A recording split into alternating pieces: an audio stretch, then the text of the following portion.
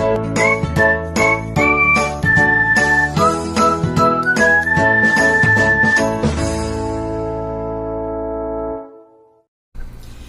day everyone, I'm your Mr. ATL and welcome back to my channel.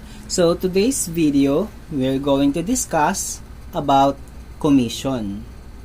So as we all know, compensations for a person's service are not always fixed. Sometimes people get paid based on the percentage of the selling price of the products or goods they sell. The fee that these people are receiving is called a commission.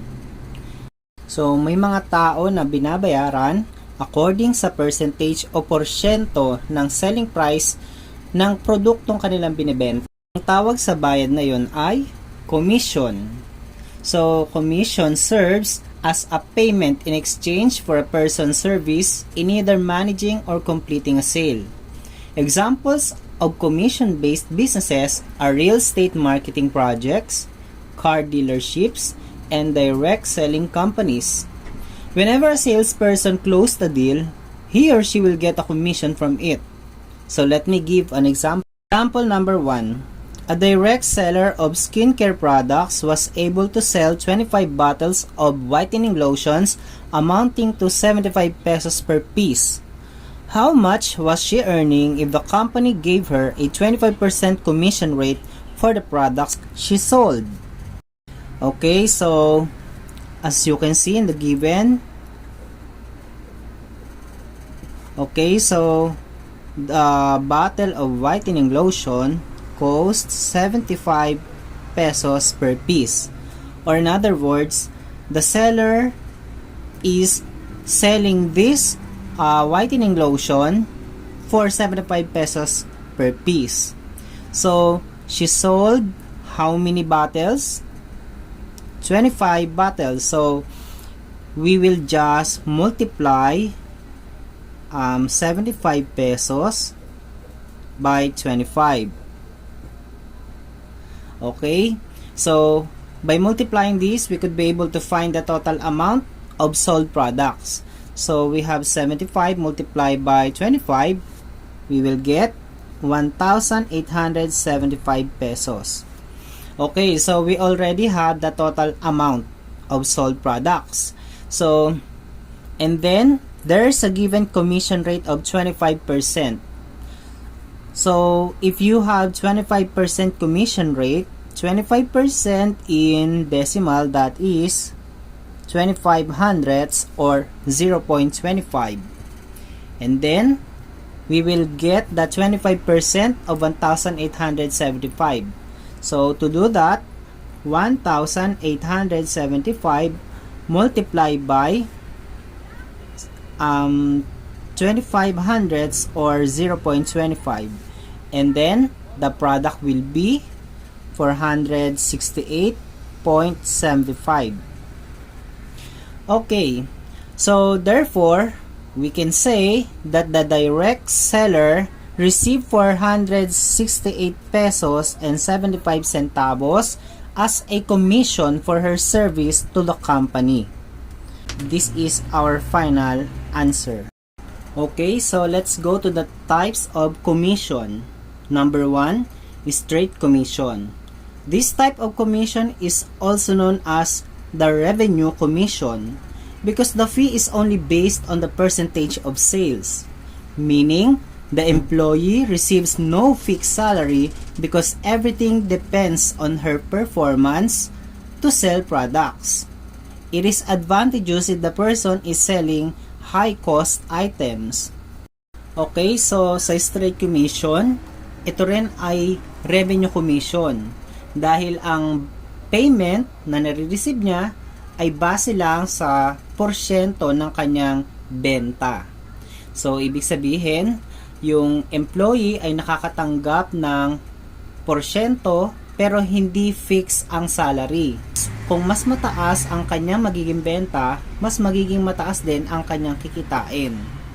So, that is straight commission. Let's go to the second type. Salary plus commission. Some company offers this type of commission wherein the salesperson receives a basic salary plus a percentage of whatever sales he makes. In other words, the employee gets paid even without any sales. So, dito sa number 2, nakakatanggap ng basic salary ang employee plus ang kanyang komisyon. Or pwede rin siyang sumahod kahit wala siyang benta dahil merong fixed salary.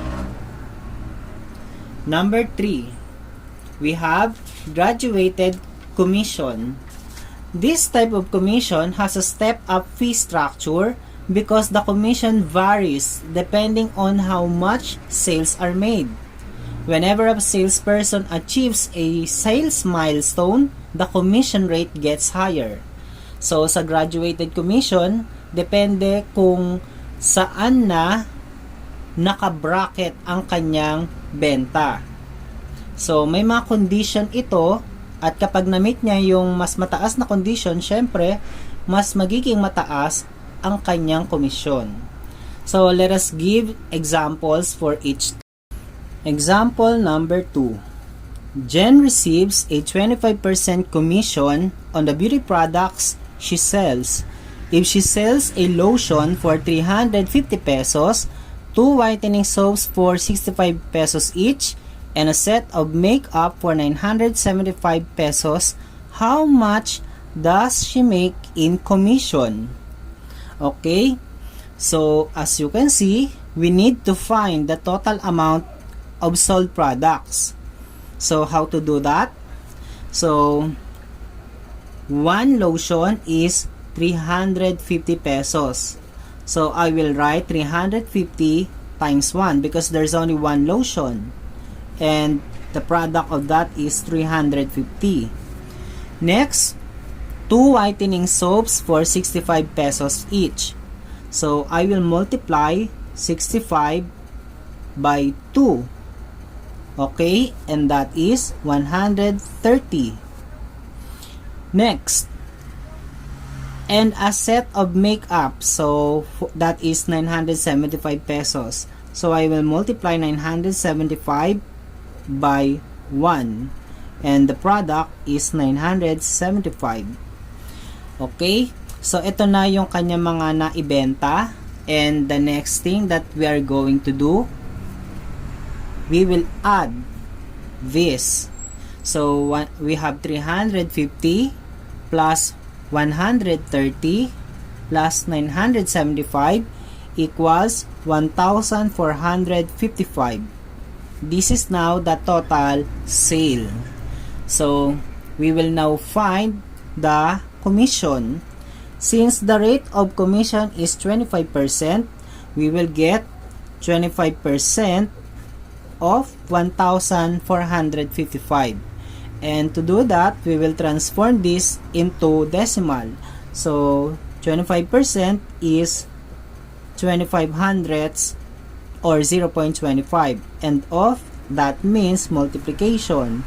So we will have 25 hundredths times 1,455, and the product of these two, we have 363.75. Okay, so therefore Jen will receive 363 pesos and 75 centavos as a commission for her service to the company. And this is a type of, and this is a straight commission. Bakit siya straight commission? Dahil wala naman ditong nabanggit na salary at wala naman siyang condition na kailangang ma-achieve. So, it's pure commission only. So, that is straight commission. Let's go to the next example. Example number 2.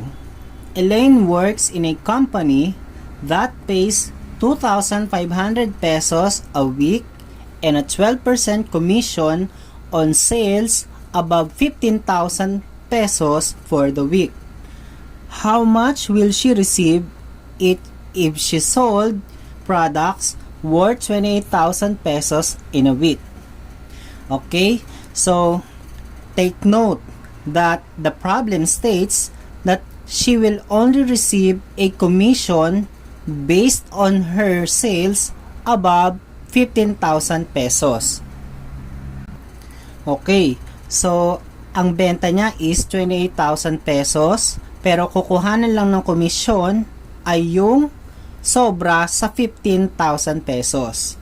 So, we will have to subtract 28,000 pesos and 15,000 pesos. And the difference is 13,000 pesos. And then, so the commission rate there is 12%. So 12% in decimal is 12 hundredths or 0.12. Kukuhanin na ngayon natin ang 12% ng 13,000 pesos. So 12% of 13,000 pesos is the same with 12 hundredths multiply by 13,000. And the product of 0.12 and 13,000 is 1,560. Okay, so this is now her commission. Pero meron din siyang 2,500 na salary. So therefore, we will just add 2,500 pesos and 1,560. So therefore, she will be getting how much? 4,060 pesos. Okay, so therefore, Elaine will receive 4,060 pesos for that particular week. Okay, so this is our final answer. So with this problem, this involves salary plus commission, because there is a given salary there which is 2,500 pesos a week and a commission that is about 15,000 pesos. Okay, so again, this is salary plus commission. Example number 4. A company offers the following commission structure: 5% on the first 15,000 pesos sold, 10% on the next 20,000 pesos sold, and 15% on all sales beyond 35,000 pesos. The question is, how much is the gross pay if the salesperson sells 75,000 pesos? Okay, so obviously, this is an example of a graduated commission because there are given condition. Okay, so in this particular problem, it is being asked that we need to find the gross pay, yung kabuoang kita ng salesperson. Okay, so ang kanyang benta is 75,000 pesos. So magkano kaya kikitain niya? Depends on this commission structure. So let us find first the first commission. Okay, so 75,000 pesos is the total sales. Again, the total sales is 75,000 pesos. So he will be getting 5% on the first 15,000. So we will multiply 15,000 by 5%, or in decimal is 5 hundredths or 0.05. And the product is 15,000 multiplied by 5 hundredths is 750. Next, let us compute for the second commission. So we will multiply 20,000 by 1/10 or 0.1, and the product is 2,000. Okay, so let us now find the third commission.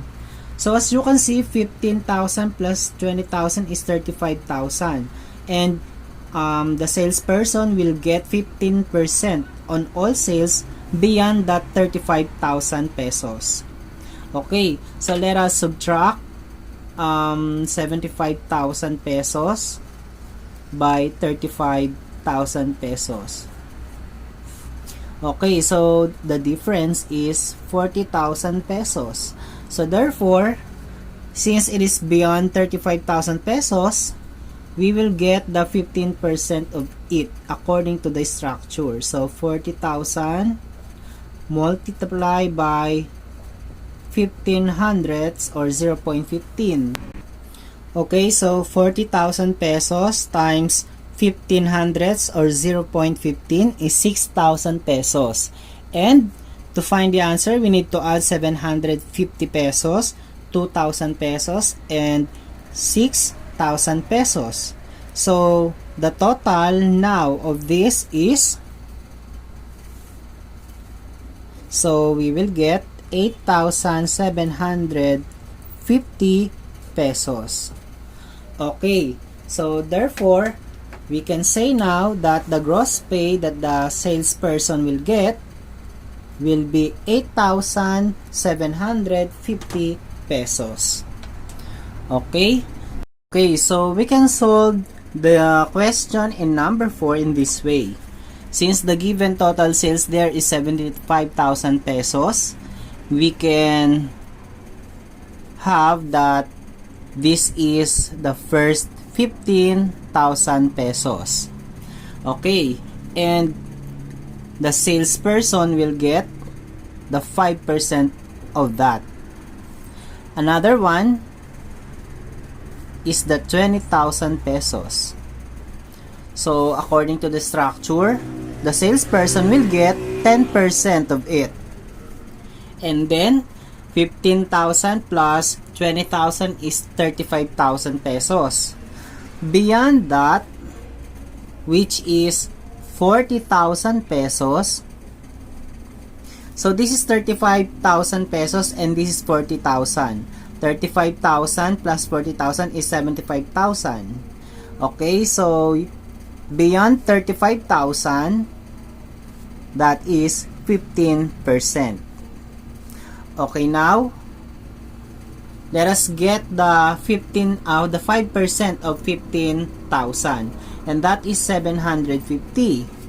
Let us get the 10% of 20,000, or multiply 20,000 by 1/10 or 0.1. That is 2,000. And lastly, we will get that 15% of 40,000, or 40,000 multiplied by 0.15 or 15 hundredths, and that is 6,000. And then now, to find the gross pay, just add 750 to 2,000 and 6,000, and you will also get the 8,750 pesos. So you will get the same answer if you have used this method. Okay? So that's all for today. I hope you enjoy learning about the commission and its 3 types. And before I end up my video, I would like to give my special thanks to Mr. Eldrin Dalican, and I hope you learned something. Goodbye!